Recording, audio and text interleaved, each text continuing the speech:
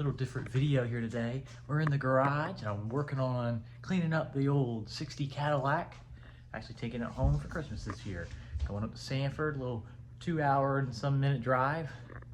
Nice little cruise for the old girl. We're just getting it cleaned up, popping all the fluids off, and we're gonna hit the road. So as I wipe this car down, I'll give you guys a little backstory on this car. I always wanted a car like this since I was little. I always thought a 60 Cadillac was the ultimate cruiser. I actually like a 60 more than I do a 59. 59s are cool, but I feel like the fins are just a little too big. But this 60 I traded from my blue truck that you saw in one of my first videos going to get the Studebaker. Traded that truck, or I should say I sold that truck in high school, after high school, and I bought it was a 74 Corvette. It was really cool. It had like a Mako Shark body kit on it. Real cool car. Had that for about a year or so, and traded that for a 71 Dodge Charger with a 360 in it. Got that, had that for a while, ended up pulling the 360 out, built a true 340 6-pack motor for it, did a transmission by Dynamic, a guy up north, actually used to work with us.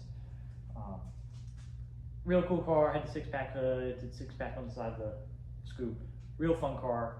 Ended up trading that for one of my other dream cars that I always wanted, but it wasn't exactly what I wanted.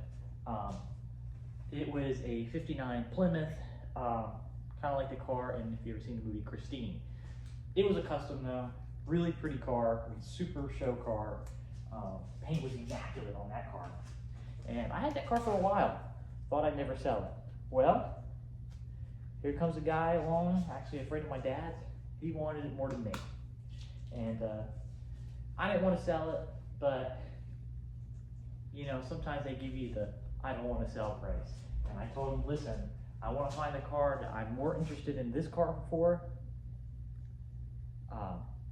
and I'll sell them the car as long as I find basically something else I want more than this car, as I should say.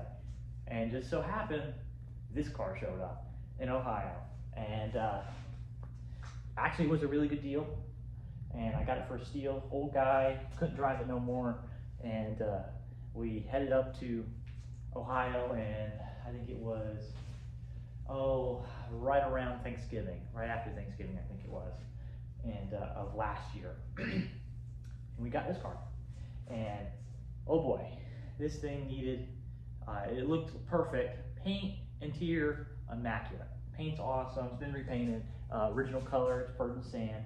Interior is all original, so that was really like not a deal breaker, but you know, something that really sold me on the car.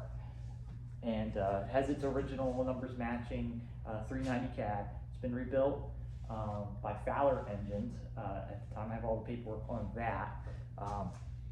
Obviously, we're engine builders here, and I would love to have built it myself, but they're a reputable company, and the motor runs great. But everything else on the car, oh boy, the wiring, nightmare. When we're talking wire nuts, and a bunch of, you know, electrical tape everywhere. Nothing seemed to work right. Had a brand new radio, it didn't work. Turn signals, they didn't work. Brake light, had one brake light. A bunch of different stuff. The guy kind of seemed like he didn't know what he was doing. He kind of threw the car together. A lot of loose stuff on the car. Anyhow, went through the wiring, fixed it, dropped the tank, did a sending unit, bunch of stuff, little stuff. Drove it for about a couple months, transmission blew up. It's got a 700 R4 somebody put in it, so it's got overdrive, which is really cool for driving on the road. And I mean, it's a cool car. And I plan on driving this car all the time. It's a beautiful car, but I used to like going to a lot of car shows, and lately I haven't really feeling car shows, and more just I want to drive the car and enjoy it for what it is. These cars get locked away in the garage jail of old men's houses, and they never see the light of day sometimes. And that's kind of what this car did. He said he maybe drove this car less than 100 miles since that guy owned it. And he owned it for a while, apparently. And I put tons of miles on this thing. I go everywhere in this car, and I want to plan on going to the Power Tour this year in it.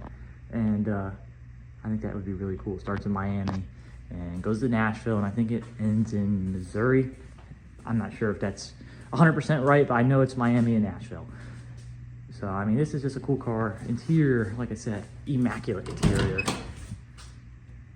Somebody replaced the carpet in the dash pad, but all original pink seats.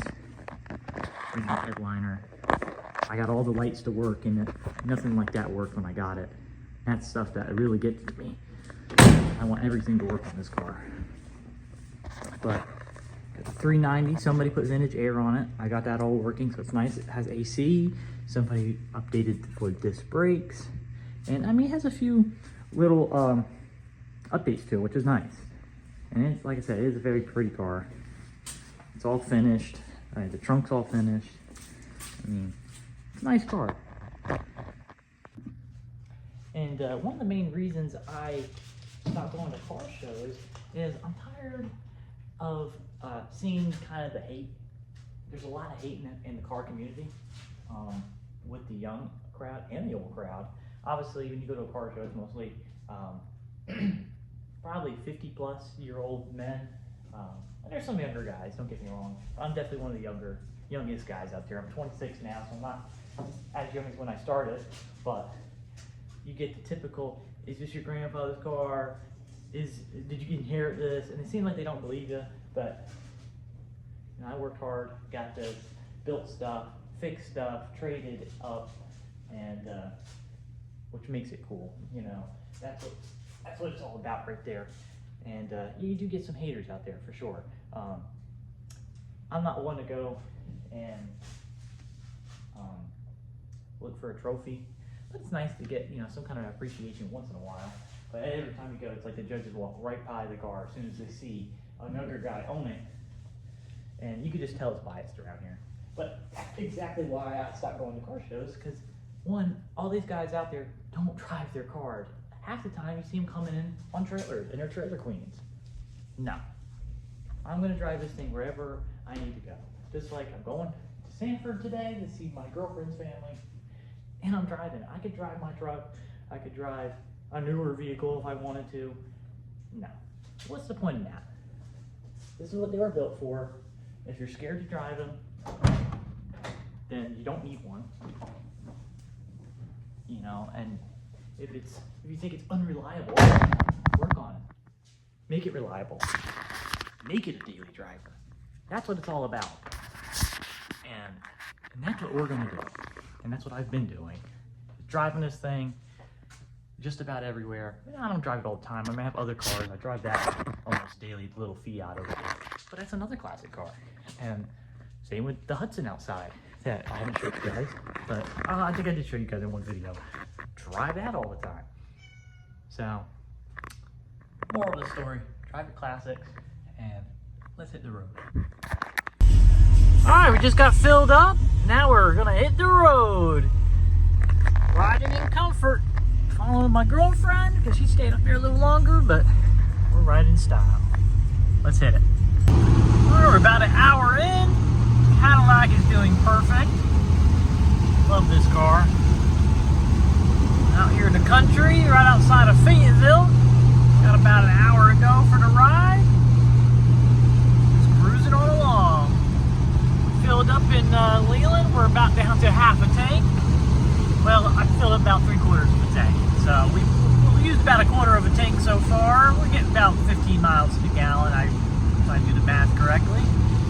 But we'll tune back in when we're a little closer, a little farther in the countryside. Alright guys, we made it to where we needed to go. Best road right here in town.